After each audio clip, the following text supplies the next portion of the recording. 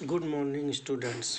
आज हम लोग सिंथेसिस ऑफ सेंटेंसेस सीखेंगे। इसमें 3 चैप्टर होते हैं, सिंपल, कॉम्प्लेक्स एंड कंपाउंड्स। सबसे पहले हम लोग सीखेंगे सिंपल सेंटेंस। सिंपल सेंटेंस में क्या होता है, इनमें 2 या 2 से अधिक सिंपल सेंटेंस को जोड़ करके एक सिंपल सेंटेंस बनाते हैं। तो पहला जो नियम है इसमें उसको हम जोड़ेंगे, 2 या 2 से अधिक सेंटेंसों को सिंपल सेंटेंस को जोड़कर एक सिंपल सेंटेंस बनाना। कैसे बनाएंगे? पहला नियम है पार्टिसिपल का प्रयोग करके। अब पार्टिसिपल किसे कहते हैं? वर्ब्स तथा एडजेक्टिव जो दोनों का ही काम करती हैं उन्हें पार्टिसिपल कहते हैं। जैसे इसमें लिखा है आई रीच्ड होम, यहाँ पे ये मेन वर्ब का काम कर रही है, लेकिन अगर हमने इसकी फर्स्ट फॉर्म में आईएनजी लगा दी तो हो गया रीचिंग होम तो ये पार्टिसिपल हो गया। तो इसी प्रकार पार्टिसिपल का प्रयोग करके हम लोग 2 या 2 से अधिक सेंटेंसों को जोड़ेंगे। पार्टिसिपल कितने प्रकार के होते हैं? पार्टिसिपल 3 प्रकार के होते हैं, प्रेजेंट पार्टिसिपल, पास्ट पार्टिसिपल और परफेक्ट पार्टिसिपल।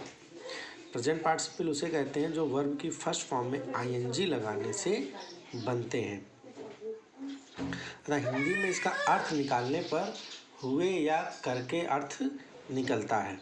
हिंदी में जब इसका हम अर्थ निकालेंगे तो हुए, कर या फिर करके निकलेगा। अतः इसका प्रयोग तब करते हैं जब दोनों वाक्य दिए हों, दोनों वाक्यों के सब्जेक्ट, जैसे I reached home, I took of my clothes, दोनों के सब्जेक्ट सेम है, तथा दूसरे वाक्य पहले वाक्य का परिणाम हो कि भाई घर गया का परिणाम क्या था? उसने कपड़े उतारे। घर जाने पर ही तो उसने कपड़े उतारे, रास्ते में तो उतारे नहीं। तो घर जाने का परिणाम हो तो उसने अपने कपड़े उतार लिए।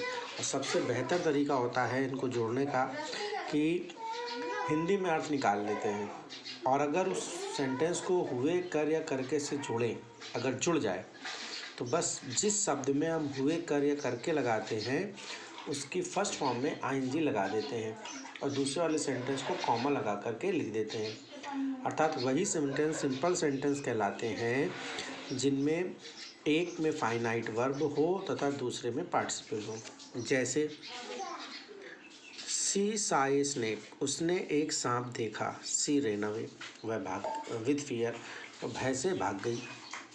अब हम इस सेंटेंस को कैसे भी जोड़ें, हुए, कर या करके से देखें जुड़ता है कि नहीं। जैसे सांप देखकर वह भाग गई, तो कर से जुड़ गया। सांप देख कर, तो कर शब्द लगा देख कर, देखने में, तो देखने को ही हम पार्टिसिपल बना देंगे। अब प्रेजेंट पार्टिसिपल कैसे बनता है? वर्ब की फर्स्ट फॉर्म में आईएनजी लगाने से। तो क्या बनेगा? सीइंग ए स्नेक, सांप देखकर, comma, she ran away with fear, वो डर से भाग गई। तो एक सिंपल सेंटेंस हो गया। कुछ एग्जाम्पल हैं, जैसे I reached home, I took of my clothes, मैंने कपड़े उतारे। आई रीच्ड होम, मैं घर गया, मैंने कपड़े उतारे। घर पहुंचकर मैंने कपड़े उतारे। तो reaching home, I took of my clothes. दूसरा नियम है पास्ट पार्टिसिपल का। अब पास्ट पार्टिसिपल क्या होता है? यह क्रिया की थर्ड फॉर्म होता है। पार्टिसिपल कुल 3 प्रकार के होते हैं, present participle, past participle and perfect participle. तो पास्ट पार्टिसिपल क्या होता है? ये क्रिया की थर्ड फॉर्म होता है। अब आप कहेंगे 2 सेंटेंसों में थर्ड फॉर्म आ जाएगी तो सिंपल नहीं रहेगा। नहीं, इसमें जो ये थर्ड फॉर्म होती है वो एडजेक्टिव का काम करता है, यानी उसकी विशेषता बताता है। जैसे देख लीजिए कि आई फाउंड माई पेन, मैंने अपना पेन पाया। इट वॉज लास्ट, ये खो गया था, यानी कि मैंने अपना खोया हुआ पेन पाया। पेन कैसा था? खोया हुआ, यानी ये लॉस्ट अब यहाँ पर वर्ब नहीं रही, एडजेक्टिव हो गया। पेन कैसा था? खोया हुआ था।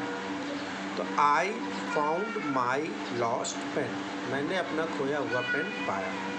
उसी प्रकार से तीसरा है परफेक्ट पार्टिसिपल। इसमें क्या करते हैं? हैविंग के साथ वर्ब की थर्ड फॉर्म का प्रयोग करते हैं, और इसमें मोस्टली अर्थ निकालने पर के कारण का अर्थ निकलता है।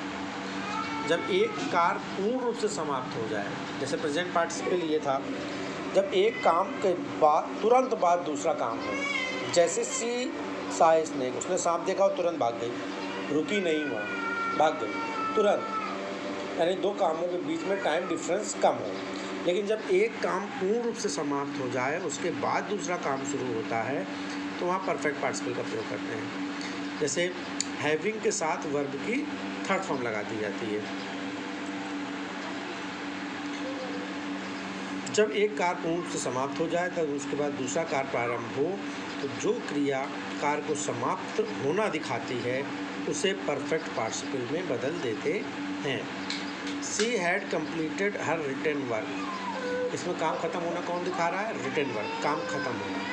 शी वेंट टू मार्केट, वो बाजार गई। तो इसको हम बनेंगे परफेक्ट पार्टिसिपल में। परफेक्ट पार्टिसिपल में हैविंग के साथ वर्ब की थर्ड फॉर्म, तो थर्ड फॉर्म तो ऑलरेडी है, अब हैविंग और लगा देंगे।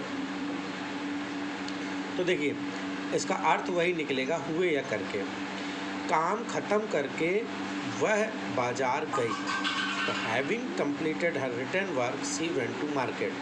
अब यहाँ ये नहीं करेंगे जैसे प्रेजेंट पार्टिसिपल में किया था कि काम खत्म करके वह बाजार गई, तो completing her written work she went market, तो फिर वो दोनों टाइम डिफरेंस ज़्यादा हो जाता।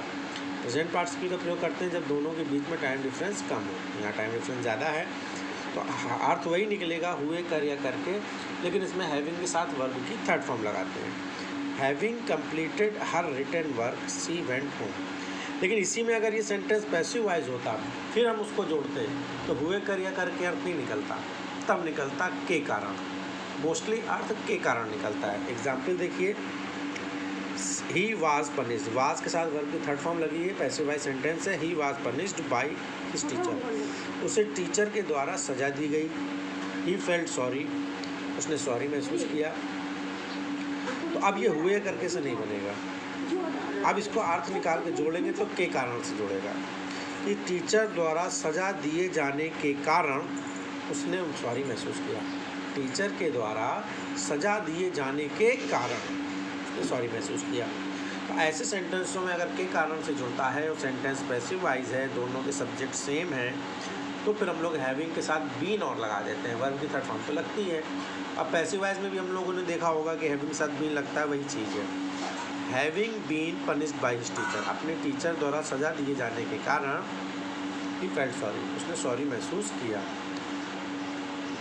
तो आज मैं आपको ये दो नोट्स जो समझाए हैं इसकी मैं वीडियो बनाई है और फ़ोटो भेज देता हूँ, तो नोट्स बना लीजिएगा। और उसके बाद कुछ समझ में ना आए तो कमेंट्स करके पूछ लीजिएगा, और अगर समझ में आ जाता है तो बहुत अच्छी बात है, और नहीं आता तो कमेंट्स कर दीजिएगा, तो उस टॉपिक को मैं दोबारा समझा दूँगा। और उसके बाद आपको एक्सरसाइज एक दिन भेज दूँगा, और एक्सरसाइज अगर नहीं बनती तो नेक्स्ट डे उस एक्सरसाइज का पूरा सॉल्यूशन बता दूँगा।